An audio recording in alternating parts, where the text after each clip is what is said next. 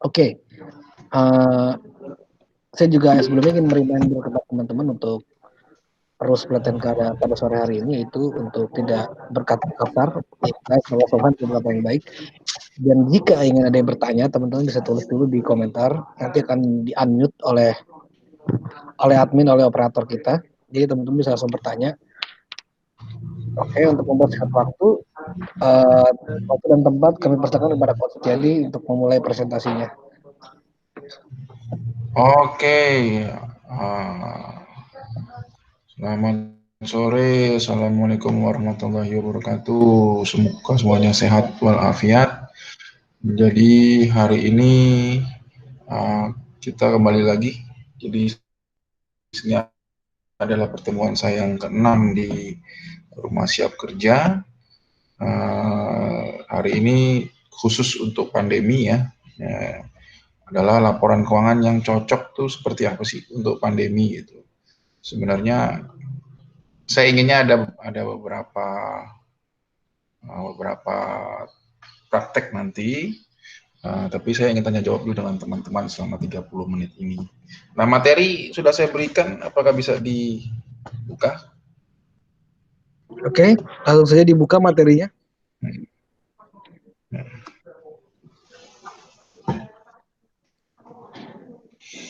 Mas Ihsan di mana nih tinggalnya?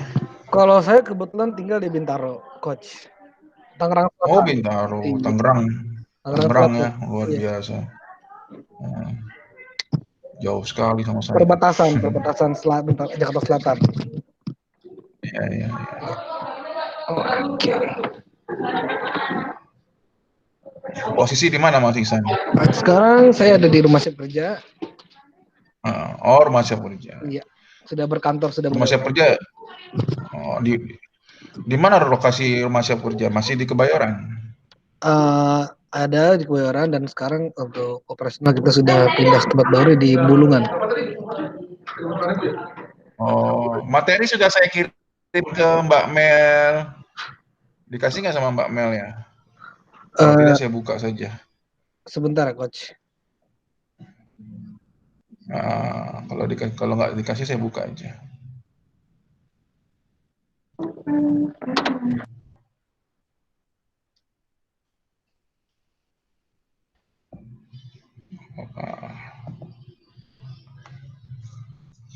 Teman-teman yang bernama siapa ini satu? Mbak Sagita sama Ibu Fatimah. Ibu Sagita ya?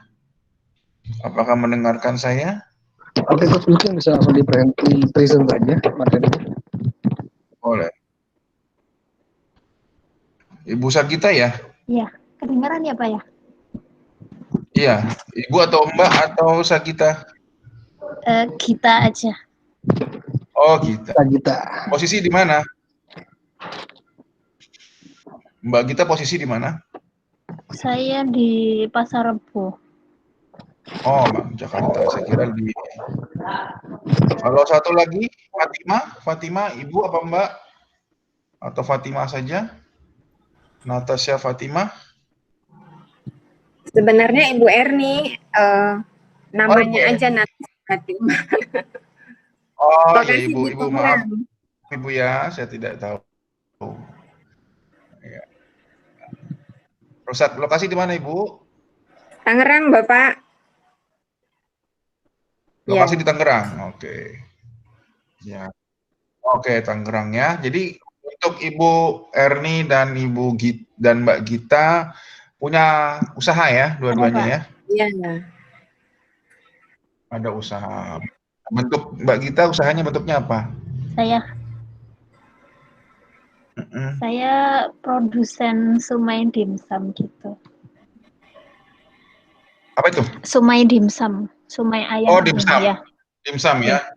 Dimsum ya. Kalau Mbak Fatimah? Bu Erni. Ibu Erni maaf.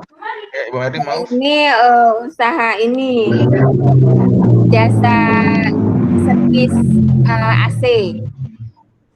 Oh, servis AC. Di Tangerang ya, Bu ya? Iya. Ya. Oke. Ini saya coba untuk kita. Sebenarnya saya inginnya ada TikTok ya, Bu Erni dengan Mbak Gita, jadi saya harap bisa berkomunikasi langsung dengan saya. Begitu ya Mas Iksan, nggak apa-apa ya. Jadi karena 3 ini saya harapnya ada TikTok langsung, jadi seperti kita praktek saja langsung. Dan full untuk tanya jawab hari ini saya persilahkan. Saya tidak tahu sebelumnya bahwa Ibu dan Mbak ini punya usaha, ataukah punya laporan keuangan, ataukah hanya punya pencatatan seperti biasa saja. Tapi saya mencoba untuk melakukan yang namanya mencoba untuk membantu apabila teman-teman ada kebutuhan untuk membuat laporan keuangan, di mana laporan keuangan itu dibutuhkan untuk 2 hal, yaitu menambah modal, ataukah yang kedua untuk melunasi perpajakan. Kalau yang pertama itu kebahagiaan, kalau yang kedua itu di bawahnya kebahagiaan. Nah, nanti kita akan bahas itu ya, itu agak sinkron, memang harus dibahas bersama. Nah, laporan keuangan di sebelum masa pandemi itu sebenarnya kita masuk ke namanya SAK etap. SAK etap ini sudah dirubah oleh Ikatan Akuntan, yaitu namanya SAK EMKM, entitas mikro, kecil, dan menengah. Jadi lebih sederhana lagi dari yang sudah ada. Jadi sangat sederhana sekarang. Nah, ini SAK etap, nanti saya di bawahnya akan saya perlihatkan SAK MKM. Bisa kelihatan ya? Iya. Kelihatan. Oke. Kita lihat adalah permasalahannya adalah hari ini sebagian pengusaha kecil tidak memahami tata cara pembukuan, sehingga tidak dapat mengetahui berapa untung rugi dari usahanya. Hanya bisa taksiran saja. Kira-kira kalau hari ini kita beli 200.000, terus dapatnya 500.000 pulang, oh berarti untungnya 300, oh itu kira-kira. Kalau kira-kira begitu, nanti usahanya tidak lama itu biasanya. Akan masuk antara dua pola. Pola pertama itu pola keuangan keluarga dengan pola keuangan usaha jadi satu. Ya, itu yang sangat berbahaya buat kita sebagai pedagang kecil ya. Pada umumnya hanya mencatat tentang utang piutang saja. Jadi kalau ibu yang servis AC itu pas lagi servis tiba-tiba utang, maka dicatat. Nah, dicatatlah sebagai utang. Tapi kalau pemasukan tidak dicatat. Ya awalnya itu aja. Nah, sama dengan somai dimsum tadi, hanya dicatat di pencatatan biasa saja. Tata cara pembukuan bagi pengusaha kecil yaitu ingat sekali bahwa setiap transaksi, Bapak dan Ibu-ibu semuanya, setiap transaksi maka kita harus mencatat berapapun jumlahnya. Jangan sampai tidak dicatat. Wah, Pak, kalau saya dagang gado-gado, saya hari ini dagang gado-gado, setiap saya ulek tuh saya catat, Pak. Repot dong. Harus. Kalau tidak kita ingat saja. Hari ini kita membuat 10 gado-gado, berarti kalau 115.000 berarti pemasukannya 150.000 dari 10 porsi gado-gado itu. Nah, ini harus dilakukan. Kalau tidak dicatat itu yang bermasalah buat kita semua. Nah, pembukuannya sebenarnya mudah sekali, apalagi kalau AC itu minimal itu harus punya buku kas. Kalau dimsum itu dia beli bahan baku, dia produksi, terus dia jual. Begitu ya, Mbak Gita ya? Jadi beli bahan baku, produksi, jual. Nah, itu dia harus punya namanya buku kas, buku persediaan. Gitu ya. Terus nanti di dalam buku kas itu nanti ada namanya harga pokok penjualan. Harga pokoknya berapa ketika dia diproduksi gitu. Nah, untuk buku kas saya tidak akan memberikan yang repot dulu atau yang sangat rumit dulu, tidak. Kita bikin aja satu sisi, satu kolom. Kita bikin satu kolom. Satu kolom itu memang agak rumit juga. Satu kolomnya yang di atas itu adalah pemasukan, yang di bawah itu adalah keluaran. Wah, repot Pak kalau begitu. Oke, kita bikinlah 2 kolom. Keluar dan masuknya uang. keluarnya berapa, masuknya berapa. Nah, kalau kita buat yang namanya buku kas keluarnya berapa, masuknya berapa, ini hanya bisa buat nanti laporan laba rugi sederhana. Kita tidak bisa buat itu sebagai laporan neraca. Kenapa? Karena masih menggunakan laporan buku kas sederhana. Kalau kita menggunakan standar, maka kanan kirinya atau keluar masuk dari kolom tersebut kita ganti namanya debit dan kredit. Ini yang agak rumit. Ini agak rumit. Kalau debit dan kredit, Bapak Ibu-ibu semuanya bisa buat nanti yang namanya neraca. Ada aset di sana. Contoh, kalau AC itu asetnya biasanya itu kalau saya lihat itu ya penyemprotannya, terus apa namanya freonnya itu aset tuh, itu aset. Tapi kalau Soma itu biasanya asetnya alat masaknya, kompornya, terus penggorengannya ya semacam itu ya, itu asetnya. Nah, tapi kalau itu saya memilih ibu-ibu semua mau buat yang mana. Nah ini contohnya seperti ini.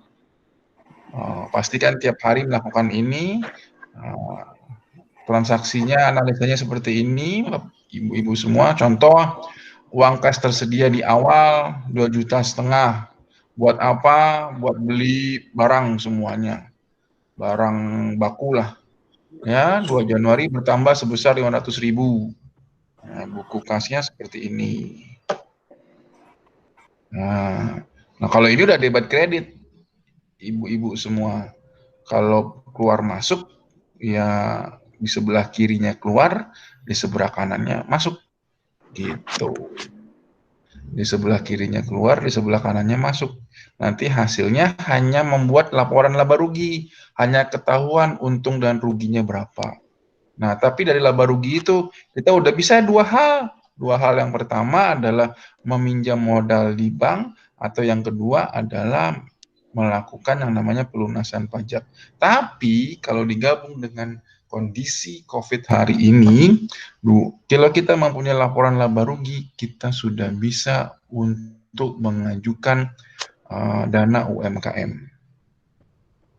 Ya, lewat kalau di Jakarta itu lewat websitenya Jackpreneur atau dilewat Dinas Perindustrian dan Perdagangan. Lewat Dinas Perindustrian dan Perdagangan dan UMKM. Bisa lah di sana. Nanti ada syarat-syaratnya.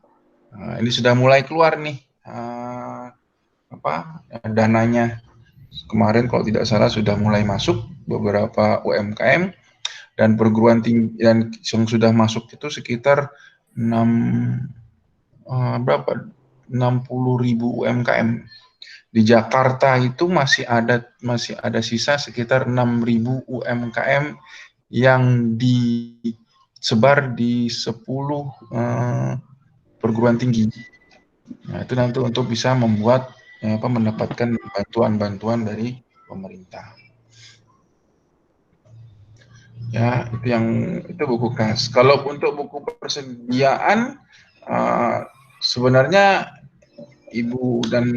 Ibu Erni dan Mbak Gita, kalau di AC itu sebenarnya tidak ada persediaan karena tidak ada barang yang siap untuk dijual. Yang ada adalah kebanyakan aset. Kalau untuk di Siomay Dimsum itu apakah pernah hari ini buat terus besok dikirim, atau hari ini buat terus 2 hari dikirim, atau hari ini buat hari ini dikirim? Kalau hari ini buat hari ini dikirim, maka tidak ada yang namanya persediaan. Tapi kalau hari ini buat terus besok atau 2 hari lagi dikirim, itu namanya persediaan. Persediaannya apa? Mbak Gita masukkan dimsum ke dalam plastik, plastiknya dimasukkan ke dalam lemari esnya menggunakan pendinginnya menggunakan listrik, maka listriknya itulah dihitung sebagai persediaan. Persediaan berapa? Di dalam 1 bulan misalnya, misalkan listrik kita Rp500.000, dihitung dalam 1 hari, 1 harinya berapa, dibagi 1 hari, dan dalam 1 hari itu pastikan ada berapa ada berapa barang yang nyala atau yang apa namanya yang nyala di programnya, di itunya, di rumahnya itu di tempat produksinya itu ada berapa barang yang menggunakan listrik, pastikan ada berapa, tinggal Anda bagi saja, kita bagi saja dalam satu hari jadi berapa gitu. Misalnya 500.000 dalam satu bulan itu per hari, misalkan kita patok sekitar 20.000 rupiah, 20.000 rupiah yang menggunakan listrik ada 4, berarti 20.000 bagi 4, nah persediaannya ada berapa, itu berarti ada 5.000 rupiah sebagai persediaan, itu persediaan, biaya persediaan untuk menyimpan dimsum, karena dia menetap 1 hari atau 2 hari, gitu. Itu terus kalau ini kita bikinnya di neraca, tapi mungkin belum perlu karena memang untuk bantuan pun kita tidak perlu neraca sebenarnya. Tapi tidak apa-apa kalau kita ingin buat. Contoh begini, kalau Mbak Gita sama Bu Erni produksi servis AC, tapi ketika dia servis tidak dilunasi pada hari itu atau bisa nanti ada terbit invoice, maka harus dibuat yang namanya buku piutang. Buku piutang itu adalah hutangnya pihak ketiga kepada produsen, itu kepada kita. Nanti hutangnya berapa, itu namanya buku piutang. Itu dihitung semuanya, nanti jumlahnya dimasukkan ke dalam neraca. Nah, ini inventaris. Buku ini mencatat barang-barang inventaris yang dimiliki UMKM, ya, bukan dimiliki perusahaan, dimiliki UMKM. Inventarisnya apa saja? Kalau di dimsum itu ada kompor, ada panci, ada penggorengan. Nah, terus yang berikutnya hutang. Kalau dimsum itu apakah barang bakunya masih berhutang atau tidak? Nah, hutangnya itu ditulis dalam buku hutang. Nah, ini kita sudah lihat, terus kita lihat bukunya sebentar. Ini salah satu neraca, sebenarnya ini tidak perlu, tapi kalau dibikin neraca adalah asetnya kita punya berapa, peralatan apa saja, barang dagangannya apa saja, apakah punya gerobak, dimsumnya adanya di sini. Nah, ini nanti kita bagikan, karena sudah saya berikan ke RSK, nanti silakan nanti kita praktek sebentar. Nah, terus ini saya mau perlihatkan. Nah, ini untuk rugi laba. Rugi laba itu ada pendapatan sama ada beban. Dah, cuma 2 aja. Hasilnya pendapatan dikurangi beban, hasilnya adalah laba. Hasilnya laba, nanti labanya itu dikurangi pajak UMKM 0,5% saat ini. Tapi dikurangi lagi sekarang 0,25% dari labanya, bukan dari pendapatannya. Nah, tapi itu khusus untuk yang 0,5%, itu khusus untuk UMKM yang di bawah 4,8 miliar. Nah, kalau dimsum kan, dimsum kemungkinan, siapa tahu ada dimsum yang di restoran, saya tidak paham, tapi kalau memang di bawah 4,8 M, khusus bisa buat ini saja. Udah cukup, udah bisa bayar pajak, sudah bisa mendapatkan modal dari perbankan atau kredit usaha rakyat, atau yang ketiga bisa mendapat bantuan dari pemerintah. Nah, ini rugi laba yang bentuk-bentuknya berbagai macam. Nah, ini perubahan modal di awalnya berapa, untungnya tahun ini berapa, private itu pengambilan si pemilik. Nah, modalnya berapa, untung tahun ini berapa, dikurangi yang diambil berapa, maka kenaikan modalnya berapa, maka modal akhirnya berapa. Ini bisa dibuat seperti ini untuk modal, ketahuan modal dari situ. Ini arus kas tidak perlu, saya hanya 2 aja. Yang paling penting itu UMKM hanya 2 saja. Nah, ini alur bantuan UMKM di Jakarta. Ini dia.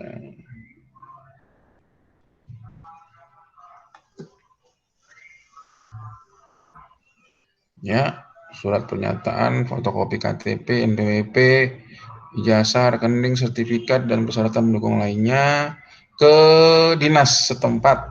Nah, bawa itu semua ke dinas setempat, nanti diverifikasi di sana. Dan mudah-mudahan keluar yang namanya 2,4 juta itu semua. Syarat yang harus dipenuhi, satu, harus menghitung kebutuhannya, nanti dibuat rinciannya. Kebutuhannya apa saja.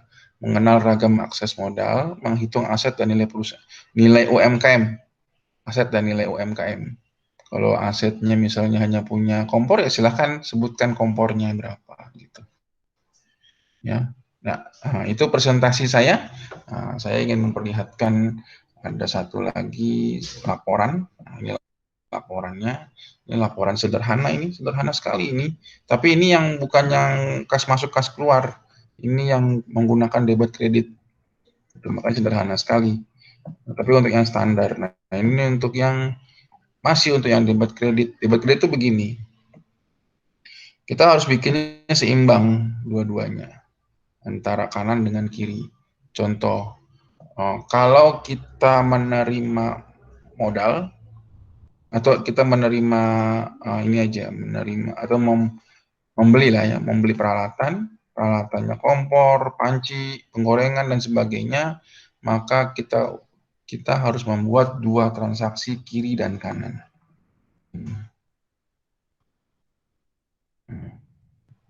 Ini kalau yang menggunakan standar. Tapi kalau yang tidak menggunakan standar, cukup seperti tadi. Kita buat di sininya in, masuk. Kita buat di sininya keluar.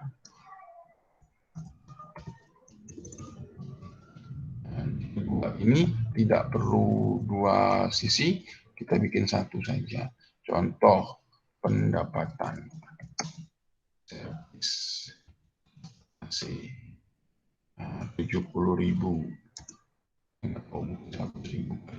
Transport.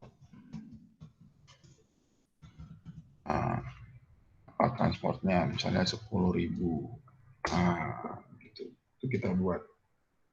Di bawah bisa diteruskan. Nanti masuknya berapa, keluarnya berapa. Nah, kita masukkan tuh ke dalam yang namanya rugi laba. Nah, ini dia rugi laba.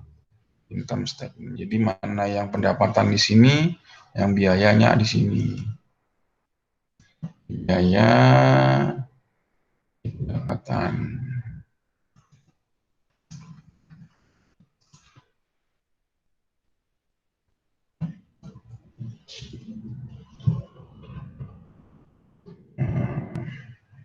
Itu dulu. Mungkin ada tanya jawab, saya persilahkan dari Ibu dan Mbak. 30 menit cukup untuk kita tanya jawab. Silakan Mas Ihsan. Oke. Bagi kawan, teman-teman yang ingin bertanya kepada Coach Teddy, dipersilakan. Tadi kayaknya ada pertanyaan, bukan ya? Oh, materi. Oke. Bagi ada juga yang baru bergabung di sini, Mas Gozi Daud. Oke, Mas Gozi. Selamat sore, Mas Gozi. Jadi mungkin bisa diceritakan, mungkin bisa dikasih tahu. Boleh. Coach punya usaha apa nih kira-kira? Boleh. Coach Gozi, Mas Gozi punya usaha apa? Kalau saya kebetulan hari ini tetap untuk di online semua ya, tidak ada yang offline. Tapi dulu saya pernah tahun 2010 sampai tahun 2015 saya pernah mendirikan dua sekolah. Sekolah pertama adalah PAUD dan yang kedua adalah TK dengan siswa lumayan, minimal 100 siswa per tahun. Lumayan sekali, tapi ketika saya memiliki keturunan yang lebih atau amanah ada dari Allah Subhanahu wa taala, maka itu saya hentikan dulu. Jadi saya beralih ke tempat yang lain. Nah, itu kalau saya. Kalau Mas Gozi ini apa? Usahanya apa, Mas Gozi? Selamat sore, Mas Gozi. Ya, halo, selamat sore. Jelas sekali, silakan. Jelas. Oke, baik. Alhamdulillah, saat ini saya mulai bisnis kopi botolan sudah berjalan selama 1 bulan ini. Kebetulan saya juga masih masa di semester 5 karena berhubung semester depan itu bakalan daring terus dan kebetulan mungkin banyak waktu luangnya, alangkah lebih baiknya biar lebih produktif ya saya selingi dengan usaha online ini. Ya alhamdulillah meskipun sudah 1 bulan berjalan bisa ya lumayan lah prospeknya. Gitu lah. Betul. Luar biasa. Jadi seperti itu ya. Jadi mudah-mudahan itu menjadi bekal teman-teman semua untuk bisa menjalankan usaha. UMKM ini luar biasa bagus. Luar biasa. Inilah sebenarnya ekonomi Indonesia sebenarnya. Inilah ekonomi Indonesia sebenarnya. Baik, kalau gitu sebenarnya teman-teman bagi yang ingin bertanya mengenai laporan keuangannya di masa pandemi ini baik seperti apa bisa langsung tanyakan kepada Coach Setiadi setelah tadi pemaparannya yang telah kita dengarkan. Mungkin dari Mbak Sagita dan Mas Gozi, Mbak Fatima juga bisa langsung menanyakan kepada Coach Setiadi. Ya, silakan. Assalamualaikum. Silakan. Waalaikumsalam Mbak Fatima. Begini, saya pengen tahu kalau dibilang istilah UMKM itu ciri-ciri UMKM itu apa aja gitu? Oke. Ciri-ciri ya? Baik, ciri-ciri UMKM. Aja modalnya berapa? Maksudnya apa dia sudah mempunyai badan usaha atau usaha rumahan begitu? Oke, itu saja. Ya, untuk sementara ini dulu. Saya jawab Mas Ihsan ya, langsung aja. Silakan langsung jawab saja Coach. Oke. Bu Erni, kalau untuk UMKM itu ini untuk khusus di Indonesia, sebenarnya itu nomor 1 dia itu harus omsetnya itu harus di bawah 4,8 miliar. Itu yang disebut UMKM ya. Yang kedua, UMKM itu di Indonesia sampai hari ini hanya diharuskan memiliki surat izin usaha. Nah, belum diharuskan memiliki PT, memiliki CV, tidak gitu. Tapi ada tapinya. Tapi UMKM diharuskan memiliki NPWP. Kenapa? Karena didoronglah UMKM nantinya minimal mendirikan CV. Karena kalau sudah mendirikan CV, maka UMKM pasti dan wajib untuk membuat laporan keuangan. Nah, UMKM itu minimal disebutnya adalah ketika si pengusaha memiliki omset per tahun, omset bukan laba rugi, omset atau pendapatan per tahun di bawah 4,8 miliar sesuai dengan PP 46. Demikian Bu Erni. Jadi kalau itu mau diharuskan membuat CV dan sebagainya, silahkan. Kalau tidak memiliki CV, maka Ibu tidak bisa mengembangkan sayap nantinya. Kenapa tidak bisa mengembangkan sayap? Karena Ibu tidak membayar pajak. Kalau membayar pajak harus punya NPWP. Ya, NPWP melunasi pajak, maka itu adalah syarat untuk mengajukan modal, syarat untuk mengajukan insentif juga di pemerintah. Nah, kalau tidak, kalau ingin usaha di rumah biasa saja, tidak mau berkembang, Anda hanya mengisi waktu, ya silakan saja, tapi tidak bisa disebut UMKM dan belum diakui oleh pemerintah. Minimal Ibu semua, Bapak, Mas, memiliki NPWP, nomor pokok wajib pajak, dengan dihitung dari di bawah 4,8 M omsetnya itu. Begitu Bu Erni. Saya kira cukup clear. Soalnya saya masih ragu definisi UMKM tadi itu gitu. Iya. Oke. Ya, silakan. Ini setengah jam buat bertiga, buat Mas Gozi, buat Mbak Gita, bagaimana kita bisa mengharuskan membuat laporan keuangan di masa pandemi ini. Nah, kalau ada yang mau diskusi silakan. Oh, mohon maaf Pak, karena saya tadi ya, silakan. tergabung. Ada nggak apa namanya Silakan. materi tadi ada nggak yang di share itu? Boleh saya... Materi nanti di share oleh Rumah Siap Kerja, karena Rumah Siap Kerja sudah saya berikan. Tapi kalau saya ulang nggak apa-apa. Ini saya akan ulang sebentar. Nanti kita lihat, nanti bisa untuk bertanya kembali, mungkin bisa kita refresh. Kalau satu kali mungkin kan tidak memahami. Jadi begini, di Indonesia itu ada standar untuk membuat laporan keuangan. Standar itu dibuat oleh namanya Ikatan Akuntan Indonesia. Untuk UMKM ini sebelum tahun 2020 dinamakan dengan standar akuntansi keuangan entitas tanpa akuntan publik. Ya, akuntabilitas publik maksud saya. Tapi sekarang diganti tahun 2020 namanya Standar Akuntansi Keuangan Entitas Mikro, Kecil, dan Menengah atau SAKEMKM. Kenapa? Karena akan dipermudah laporan keuangannya. Ya, laporan keuangannya dipermudah dengan apa? Ya, hanya memiliki mungkin dibutuhkan laba rugi, neraca dan laba rugi saja yang dibutuhkan oleh si UMKM. Gitu, itu untuk standar. Nah, untuk apa itu laporan keuangan? Laporan keuangan yang dibutuhkan apa saja di UMKM? Permasalahan saat ini adalah, sekali lagi saya selalu mengatakan kepada UMKM, selalu mengatakan setiap transaksi harap dicatat. Jadi harus punya apa? Harus punya buku pencatatan transaksi keuangan. Kenapa? Karena itu dah dasar dari kita melakukan usaha. Usahanya apakah bisa naik ataukah usahanya menurun. Nah, itu dasarnya. Itu dasarnya, karena kalau itu dicatat, maka akan muncul transaksi apa saja yang harus dicatat. Nah, misal transaksi tunai, apakah itu harus dibuat sebagai persediaan, apakah itu waktu membeli bahan baku kita berhutang, nah itu harus dicatat semuanya. Nah, minimal kita harus memiliki yang namanya buku kas. Buku kas tadi saya sudah jelaskan, kalau sesuai standar, maka setiap transaksi harus dibuat balancing-nya, ya, atau dua transaksi, atau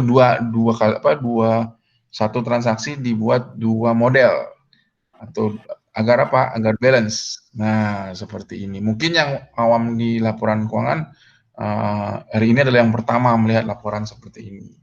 Ini satu transaksi. Jika kita menyewa tempat untuk melakukan yang namanya usaha. Ya, ini adalah transaksi. Harus dua. Tapi kalau kita ingin membuat laporan keuangan yang sederhana saja, tidak sesuai standar, tapi nanti muncul hanya satu laporan, yaitu laba rugi, maka kita buat satu garis saja, atau satu persatu. Ya, ada account name, kolomnya itu masuk dan keluar saja, uang masuk dan uang keluar saja. Nah, itulah yang untuk buku kas. Ya, itu buku kas. Nah, ini salah satu contoh buku kas yang sesuai standar, sebelah kirinya debit, sebelah kanannya kredit.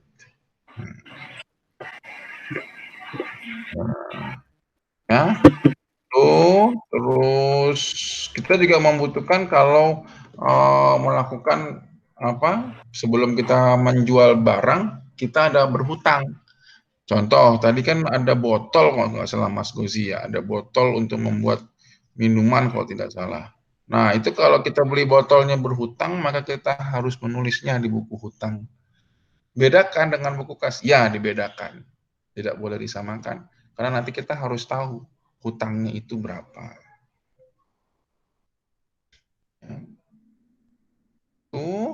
Terus ini bentuk neraca sederhana seperti ini.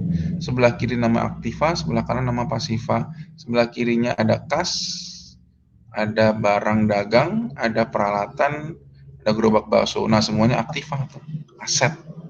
Nah, sebelah kanannya ada utang, ada modal. Gitu. Ya, terus Itu yang bisa saya sampaikan. Tapi yang terakhir ada laporan laba rugi. Nah, laporan laba rugi itu terdiri dari 2, pendapatan dan beban. Ya, laporan yang memperlihatkan rugi ataupun laba dari suatu perusahaan. Bentuk buku sederhananya seperti ini. Ada pendapatan, ada beban, dikurangi jadi laba atau rugi. Kalau pendapatan lebih kecil dari beban, ya rugi. Nah, biasanya banyak yang membuat laporan keuangan begitu. Katanya sih untuk menghindari pajak, tapi saya tidak menginginkan teman-teman semua melakukan hal-hal semacam itu. Yang berikutnya adalah laporan perubahan modal. Ini bentuknya. Contoh, Mas Gozi punya modal ketika beli botol 1 juta. Labanya tahun ini, atau modal awal di dalam 1 bulan itu 1 juta. Terus kita bikin laba 1 bulan ini sekitar 500.000. Terus Mas ambil 200.000. Ya, berarti 500 dikurangi 200, 300.000. Nah, modal awalnya tadi 1 juta ditambah 300.000 di sini, berarti modal akhirnya naik menjadi 1,3 juta. Nah, ini laporan perubahan modal. Ini bisa diberikan kepada perbankan dan sebagainya sebagai laporan usaha kita bersama dengan laporan laba rugi tadi. Nah, ini 3 ini saja kita hanya butuhkan. Nah, untuk bantuan BLT yang kita pahami sekarang, ini syaratnya salah satunya adalah tidak menerima kredit WNI dengan surat usulan dari pengusul UMKM-nya, bukan ASN, pelaku UMKM bukan Polri atau TNI, dan lampirkan dan syarat terus diajukan ke Dinas Koperasi di DKI Jakarta. Aturannya itu bawa NPWP nomor 1. Jadi kalau kita punya NPWP, nggak bikin laporan keuangan, kita nggak bisa bayar pajak. Bayar pajak itu harus memiliki laporan keuangan. Terus kalau nggak punya NPWP, ya nggak bisa untuk mendapatkan BLT UMKM. Begitu. Nah, ya begitu dari yang saya sampaikan hari ini. Silakan kalau ada yang mau diskusi lagi. Pak mau nanya. Silakan Mbak Gita. Iya. Bebas. Saya pertanyaan ada banyak nih Pak, karena saya juga baru ya. Oh, silakan. Saya mau Silakan. nanya. Mau 10, mau 12. Oh ya. Yang pertama, kalau misal saya ada kayak charity gitu atau sumbangan, itu dimasukkan pengeluaran atau kayak modal aja gitu ya? Maksudnya saya pemasukan juga mungkin untungnya masih berapa gitu, tapi dari sekian persen untungnya itu sudah ada yang disumbangkan gitu, itu apa dimasukkan tetap ke pengeluaran aja gitu? Oh, charity-nya itu apa tuh? Maksudnya bentuknya bagaimana? Saya belum paham nih. Jadi Mbak Gita bawa barang dimsumnya ke sebuah tempat terus dijual, tapi jualannya dengan harga yang berbeda karena itu amal, begitu? Enggak dijual, dikasihin orang aja gitu. Oh, dikasihin orang. Jadi dibuat, terus dikasihkan orang gitu ya? Iya. Oh, dikasihkan orang. Ya itu semuanya kalau di dalam laporan keuangan itu semuanya biaya. Nggak ada kalau di laporan keuangan tuh amal zakat tuh nggak ada laporan keuangan. Ada. Yang ada itu kalau amal zakat adanya di laporan perpajakan. Ada di pajak itu ada. Tapi kalau di dalam laporan keuangan itu disebutnya biaya pengeluaran saja. Biaya pengeluaran apa? Berikan tulisannya, diberikan ininya, keterangannya. Biaya pengeluaran zakat, biaya pengeluaran charity, amal gitu. Diberikan. Nah, itu ada namanya biaya. Jadi biayanya bertambah. Tadinya berkurang, biayanya bertambah. Kalau di laporan keuangan. Kita kan nggak bahas yang lain, kita bahasnya laporan keuangan. Nah, siap. Gitu Mbak Gita, silakan. Ya Pak. Katanya ada banyak. Ini sekarang kan ada kayak aplikasi online, kasir online, terus buku kas yang di handphone kayak gitu-gitu. Kalau misal kita mau pakai apa kita ngitung sendiri, apa perlu kita kayak cross check sama buku kasnya gitu, jadi bikin 2 atau kayak pilih salah satu aja gitu, Pak? Awalnya bagaimana tadi? Kan sekarang ada banyak aplikasi kasir online gitu ya. Kasir online ya? Ya. Kasir Nah, online. maksudnya menurut Bapak saya tetap punya kayak buku kas gitu atau sebenarnya ngandalkan aplikasi itu juga bisa gitu? Ya, kalau laporan keuangan itu makin banyak backup makin bagus. Makin banyak backup makin bagus. Kenapa? Pertama, kasir online itu kan berarti kalau Mbak Gita memberikan wewenang kepada si kasir online, ketika kasir online-nya melakukan tindakan yang belum sesuai standar, Mbak Gita tidak tahu kalau tidak mencatat sendiri. Nah, tapi kalau Mbak Gita mencatat sendiri hasil-hasilnya, maka itu bisa di-compare atau dibandingkan dengan kasir online. Nanti selisih-selisihnya kalau ada perbedaan, nah itu kan bisa dijadikan bahan diskusi dengan kasir online. Begitu.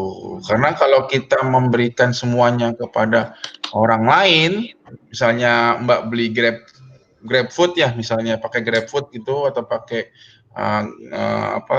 GoFood gitu, terus kita memberikan semuanya kepada mereka, cara menghitungnya itu kalau nanti drop sistem, maka itu hilang semua pendapatan.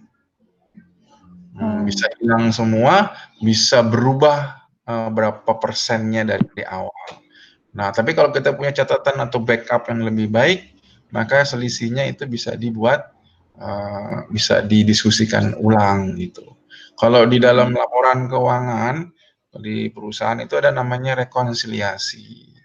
Rekonsiliasi antara buku bank dengan buku kas. Nah, kalau Mbak Gita nih rekonsiliasi buku kasir online dengan rekonsiliasi buku kas. Dibandingkan duanya. Begitu Mbak Gita. Siap. Terus ini Pak, mau nanya. Silakan. Ya, NPWP-nya itu saya ada, tapi itu apa atas nama saya nggak apa-apa? Atau harus nama usahanya ini?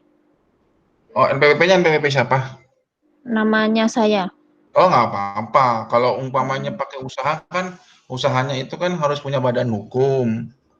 Ya, mengarahnya nanti ke badan hukum. Tapi kalau sekarang saat ini yang namanya UMKM, hampir semua di Indonesia badan hukumnya belum ada. Jadi lebih baik menggunakan nama pemilik. Nah, nama pemilik nanti yang dihitung adalah PPh-nya PPh pribadi. PPh-nya Mbak Gita hanya membuat laporan pendapatan per tahun dari Mbak Gitanya saja gitu. Nanti kalau mau masukin ke PPh atau pernah membayar pajak dengan PPh 21 itu nanti bisa berkomunikasi dengan saya, berdiskusi. Jadi saya kasih nomor HP-nya. Silakan. Ya, Pak. Ya. Nanya lagi Pak ya?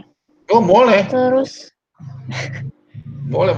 Untuk ini apa UMKM ini apa awalnya itu laporannya ke selain punya NPWP ya Pak ya? Apa harus lapor ke kelurahan gitu?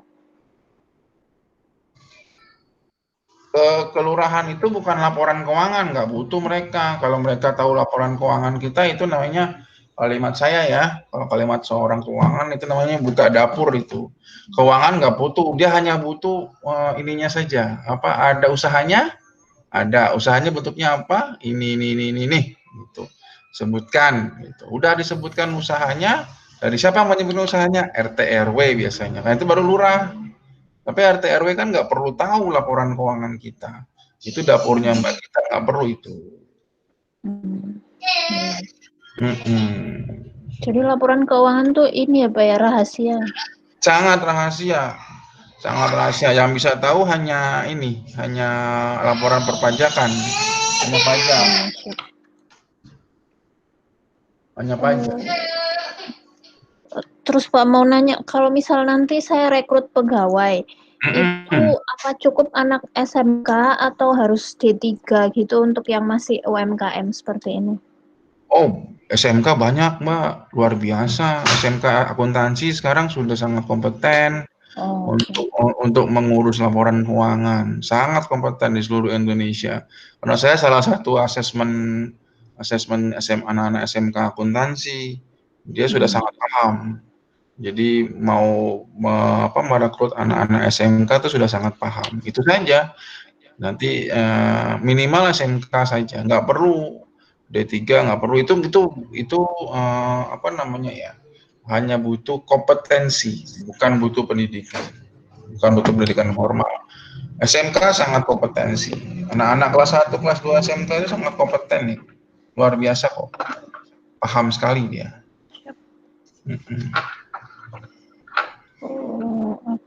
Silakan lagi, silakan. Oh ini Pak, mau memperjelas omset itu maksudnya termasuk apa sih, pokoknya yang saya jual terus yang ditransfer pembeli itu termasuk omset gitu ya? Omset itu semuanya, semua yang didapat, semua yang didapat, belum dikurangi biaya. Jadi contoh Mbak Gita harus nganterin dimsum ke suatu tempat, lokasinya 20 km, berarti butuh transport itu. Transportnya itu nggak boleh dikurangi dulu. Jadi pendapatannya berapa, nah itulah yang dihitung. Nanti biaya transportnya berbeda lagi dengan pendapatan. Siap. Gitu. Baik Pak, udah jelas, terima kasih banyak. Oh, sama-sama, terima kasih juga. Ada lagi silakan, Mas Gozi atau Bu Erni silakan. Ada satu lagi nih Pak. Kira-kira Ya, Bu Erni silakan. jenis-jenis pajak yang terkait dengan usaha yang saya jalankan itu apa aja ya Pak? Oh, kalau AC itu Ibu bisa cek kalau Ibu punya NPWP nanti itu ada surat keterangan terdaftarnya, Bu. Ya, minimal itu yang pertama kalau usaha punya karyawan itu minimal adalah Ibu bayar karyawan. Bayar karyawannya harus dipotong PPh pasal 21 honor atau PPh 21 final. Itu yang pertama. Yang kedua, Ibu adalah bagian daripada sewa. Disewa itu ada di PPh 23. Ya. Terus yang ketiga sebenarnya Ibu nggak butuh sama sekali. Itu sewa jasa, Bu. Jasa AC kan? Oke. Ibu kan jasanya AC. Iya. Jasa AC. Minimal 2 itu. Tapi saya masih ragu apakah ditambahkan PPN atau tidak. Biasanya memang kalau AC yang belum berbentuk PKP, pengusaha kena pajak, ya maka Ibu tidak dibebankan untuk membayar PPN. Tapi kalau Ibu sudah jadi PKP atau pengusaha kena pajak, maka setiap kali Ibu melakukan penagihan kepada customernya bukan customer rumahan, customer perusahaan, itu maka Ibu harus menambahkan PPN di sana. Ya, kebetulan sudah Contohnya, PKP, Pak.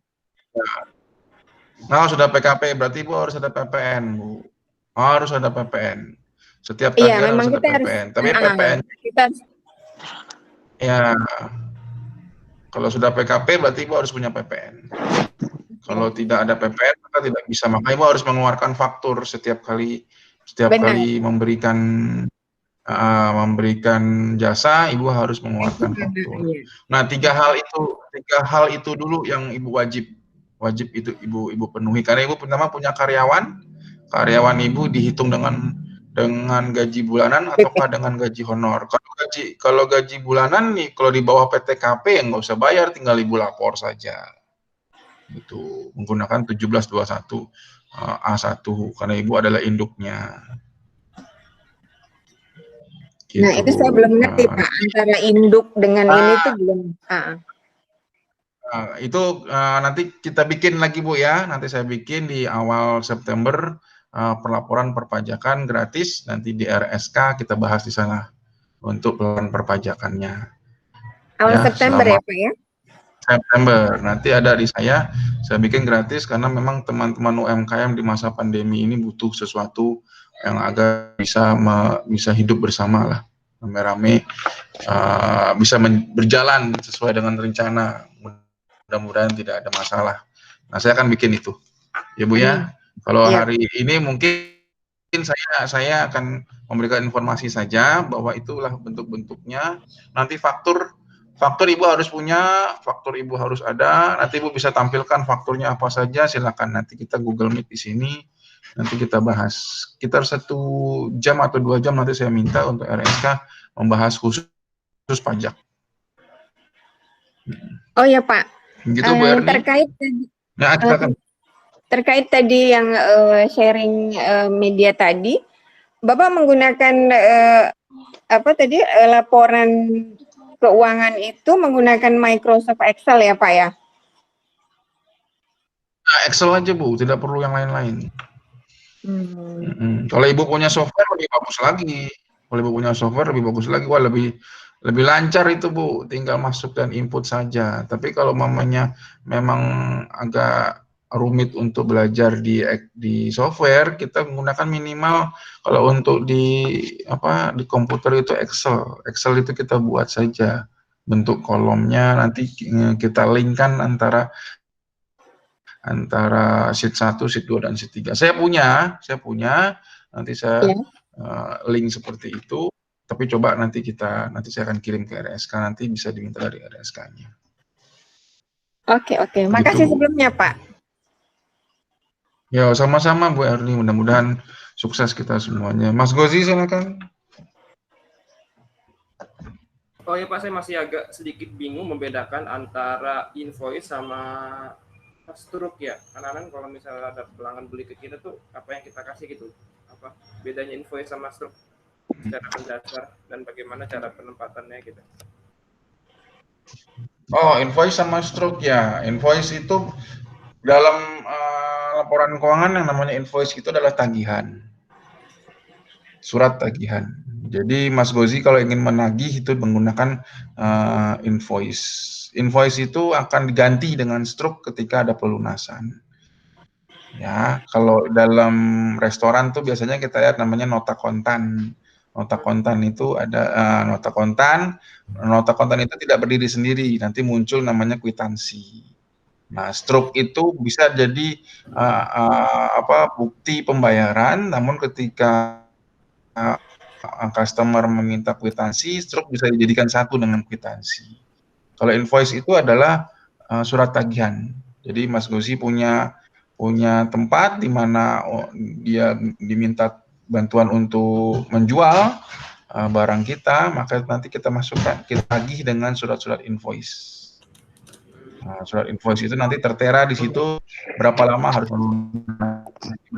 harus membayar. Izin coach, jadi ingin mengingatkan waktu kita tinggal 5 menit lagi bagi teman-teman yang ingin bertanya. Masih ada waktu 5 menit lagi, ayo segera digali pertanyaannya sedetailnya kepada coach Jadi. Oke. Mumpung masih ada 5 menit.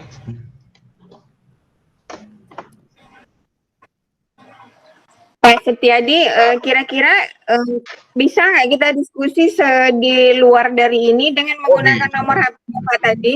Bisa Ibu. Nomor WA-nya sudah saya berikan, tergantung nanti waktu saya, mudah-mudahan bisa sempat dan waktunya pas gitu. Nanti bisa kita sempatkan untuk berdiskusi dengan ini. Bisa Bu. Oke Pak. Silakan Mbak Gita, Mas Gozi. Mbak Gita mungkin dimsumnya per hari berapa tuh habisnya Mbak Gita? Ini Pak, saya bikinnya masih pre-order gitu, kirimnya setiap hari Rabu. Oh, itu produksi? Iya, saya produksi sendiri. Oke. Berapa itu per buahnya? Siapa tahu saya mau beli. Saya hitungnya per 10 sih Pak. Per 10 berapa? Per 10 itu kalau ayam 38.000, kalau yang ayam udang itu 45.000. Itu frozen ya? Ya, frozen. Ini saya kirimin linknya aja kali Pak ya, Instagramnya. Boleh, silahkan boleh. Sekalian nggak apa-apa, UMKM harus begitu. Sekalian mempresentasikan Order barangnya langsung juga. teman-teman. Iya, Mas Gozi ada lagi, Mas Gozi, Bu Erni Oke, silakan. tanyakan. Alhamdulillah cukup. Tapi bisa kita lanjutkan aja di luar pertemuan ini. Belum ada ilhamnya. Sambil nyari inspirasi dulu. Oh gitu, Mas Gozi ada lagi belum?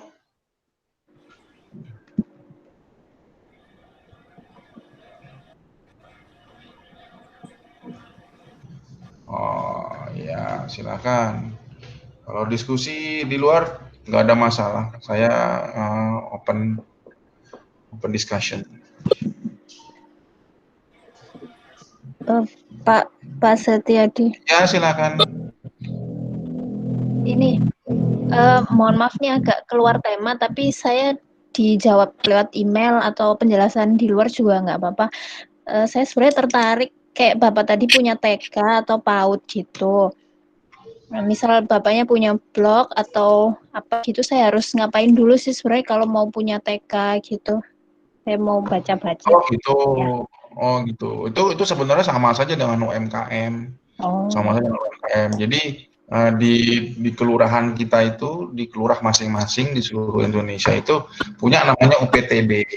Nah, UPTD itulah tempat kita untuk membuka membuka usaha pendidikan di sana. Nanti izin-izinnya ada di sana semua. Izinnya apa, mulai dari mana. Biasanya mereka hanya minta sudah berjalan atau belum. Kalau belum berjalan nggak usah izin. Tapi kalau sudah berjalan selama 1 semester, maka dia akan minta izinnya. Izinnya apa? Dia harus punya berbadan hukum. Badan hukumnya apa? Biasanya kalau sekolah kan badan hukumnya yayasan. Maka harus buat yayasan ke notaris. Gitu. Nanti setelah keluar dari notaris, surat notarisnya, badan hukumnya, baru kita bisa ajukan ke UPTD. Nah, UPTD itu akan memberikan. Ya, silakan. Memberikan surat rekomendasi. Ya. Terima kasih kepada teman-teman sebelumnya yang sudah bergabung, RS-kawan yang sudah bergabung pada RS-kawan kelas pada sore hari ini, Mas Kozi, Mbak Gita, dan Mbak Fatima. Sebelumnya saya mengingatkan jangan lupa untuk teman-teman bisa cek poin kalian di website Rumah Saya Kerja. Dashboard kalian bisa mengisi evaluasi pelatihan-pelatihan pelatihan yang kalian ikuti kali ini. Tentu setelah mengisi evaluasi, teman-teman akan mendapatkan poin untuk bisa tukarkan kembali untuk mengikuti pelatihan yang lainnya. Oke? Bagi teman-teman juga yang lagi mencari pekerjaan, bisa cek di website kami, Rumah Saya Kerja, dipilih di lowongan pekerjaan. Oke, sekian dari saya, Iksan dari Rumah Saya Kerja. Oke, makasih. Kekurangan pada kelas sore hari ini. Oke. Semoga ilmu pada sore hari ini bermanfaat bagi kehidupan teman-teman semua. Sampai ketemu di lain waktu. Sukses selalu, stay safe and stay healthy untuk semuanya. Assalamualaikum warahmatullahi wabarakatuh. Terima kasih Mbak Gita, Mas Gozi, terima kasih, Mas Iksan. Ya, untuk UMKM Indonesia. Sehat-sehat. Terima kasih Pak, sama-sama. Terima kasih juga. Assalamualaikum. Waalaikumsalam.